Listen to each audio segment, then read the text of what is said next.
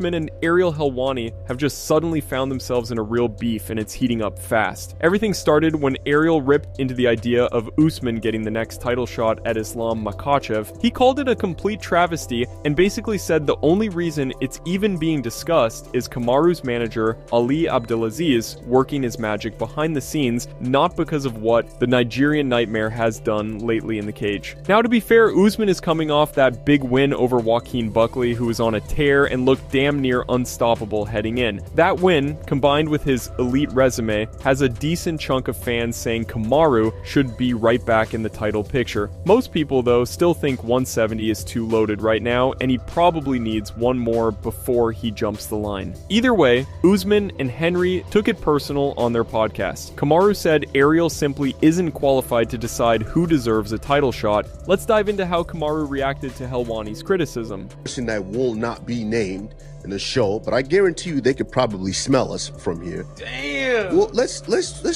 talk about He's got this. a big nose, Kamaru. They could smell us from here. But Henry, listen, why would we, as professional fighters, why would we go on these shows anymore with people who don't have G14 classification? Why would I be sitting there talking to you? Because you're just a glorified fan. The real journalists that have a conversation with us, Henry, before fights, and then they write about it, that's different. Not these people who are media personalities basically give their opinion. You talk about me to stay relevant. I don't talk about you. I don't care about you. Even in the headlines, and it's a matter of respect to Kamaru. I would take it as like, all right, man, I'm the big dog. I'm the sheriff in town. But that's why they're talking about me, Henry, because of that. Because I am the big dog. I am the name. That's why they are talking about me.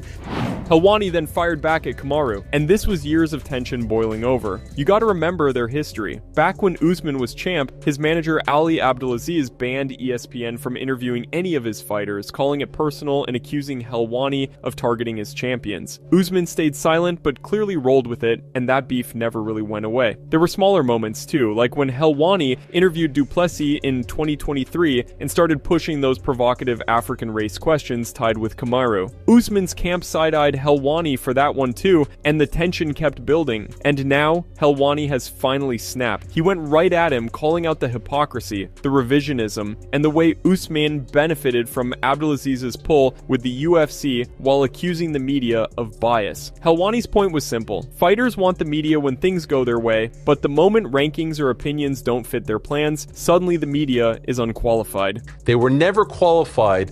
That's why they're no longer invited to the events. And so this is the same old playbook. They don't, they've been in the fight game long enough. They would know that you don't get invited to these events as a media member. You apply for a credential and then they say yes or no. But that's a semantic. Obviously we understand they're trying to hit me below the belt, even though I've tried to explain and prove time and again that I haven't applied for a credential since March 2020. He's doing a video, he's clipping it off. Clearly, I have struck a nerve. And what is the nerve that I struck? He's 1-3 since 2021. He won one fight in June, and I had the audacity to say that this guy doesn't deserve a title shot. I didn't say that he's a bum. I didn't say that he's a never was. Ilia Topuria humbles Alex Pereira in the gym. Earlier this week, Russian MMA reporter Usha Taika held an interview with the Dagestani MMA coach Gasanali Gasanaliev, who works at one of the biggest gyms in Dagestan. Coach revealed that he has shared gym sessions with the UFC lightweight champ Ilia Topuria. The coach revealed that when Ilia visited their gym, he surprised everyone by sparring not only with fellow lightweights, but also with the bigger guys. Quote, "He has very thick, dense bones. His legs, back, and hips are extremely strong. That's why he hits so hard. He generates power for his punch from his strong legs. He lifts massive weights. I've talked about this before. I've seen him do it. He lifts insanely heavy weights, and because of that, he hits hard. I've always said this, if he ever lands one of those punches on someone's head, they'll definitely go to sleep or at least wobble. I've seen him play around with Pereira, and I could see that Alex was feeling those punches. 100% he can wobble anybody in the world. I can say this with complete confidence. Anyone who thinks his size means he can't hit hard is completely wrong."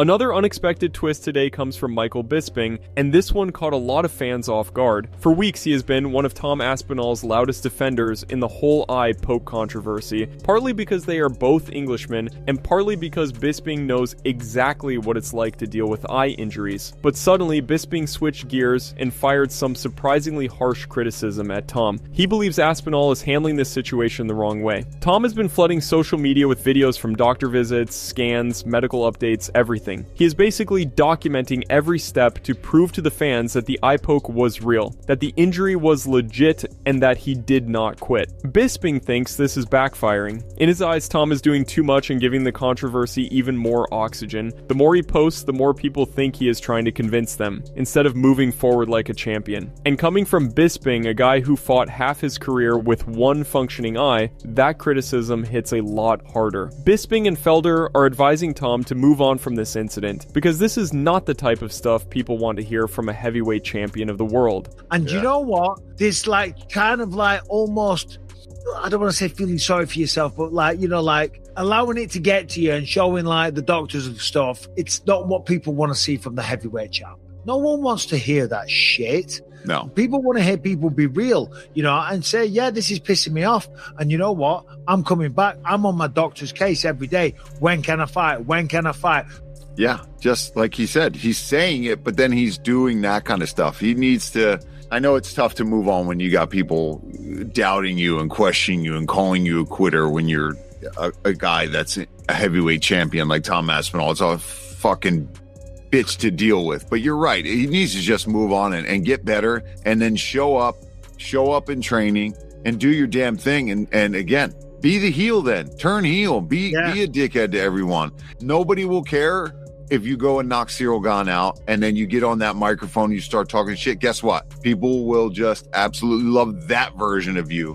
Sean O'Malley just reacted to the Ilia Topuria divorce drama and the fact that Topuria's personal issues have taken him out of action until spring of 2026. O'Malley is taking on Song Yadong at UFC 324. Suga reacted to the UFC putting him third on the card. Sean laughed about it on his podcast, saying he's not even the co-main. He joked that he is falling off hard and said that next time he'll be on prelims. This is one of the most important fights of O'Malley's career. He is entering UFC 324 on a 2-fight losing streak for the first time ever in his run. If he drops another one, he is almost guaranteed to move up to featherweight, something he has talked about for years anyway. And stylistically, Song Yadong is the perfect test. He is powerful, compact, aggressive, but he is also very hittable. On paper, this is a fight Sean should win if he is still operating at an elite level. His range, timing, counters, and footwork all line up well against Yadong's bursts, but even if he gets the job done at UFC 324, it is nearly impossible to picture Sean being granted a third shot at Merab. The division has moved on, contenders are lining up, and Sean's future at bantamweight remains one big question mark. For O'Malley, this is more than just another fight on a stacked card. This is about proving he still belongs with the elites and deciding which weight class defines the next chapter of his career.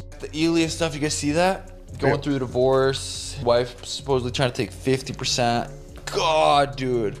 I feel so, that sucks. And it's all public, which makes it even just fucking worse. I've seen a lot of shit on that. I've been through some shit. I didn't have to do, it wasn't on the public, got to the other side, everything's good, but when you're going through that type of shit, you definitely don't want to be in fight camp. Is that why he pulled out, or just... That's why he didn't book a fight. He said he's going through his personal... It's all public, and I guess he was supposedly messaging girls, which is like, you can't say, how's on. I know, right? You can't be nice to the other species when you're married. I just don't understand. Yeah, no, that sucks. So I do genuinely feel bad for him, and yeah, I mean, all that shit. Oh, you got 2 kids. It's like when you add kids to the mix, that's really what makes it just so hard to deal with. It's unfortunate for him, but yeah, because I really wanted to see Ely versus Patty. That was the fight I wanted